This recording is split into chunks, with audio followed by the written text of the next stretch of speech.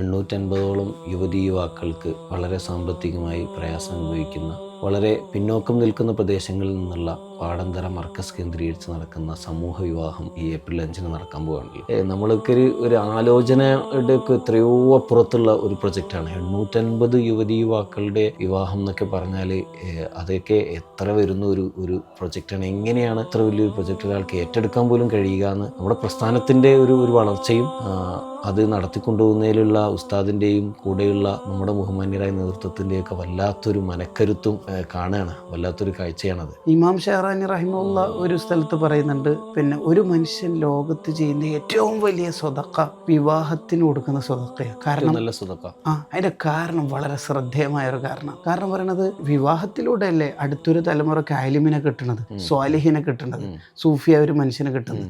രാജ്യത്ത് നല്ല പൗരന്മാരുണ്ടാവണമെങ്കിൽ ഒരാണും പെണ്ണും വിവാഹിതരാവണ്ടേ. പദ്ധതി എന്തായാലും ഈ പദ്ധതിയും നേരത്തെ മാഷ് പറഞ്ഞ പോലെ വിജയിച്ചു പോകും.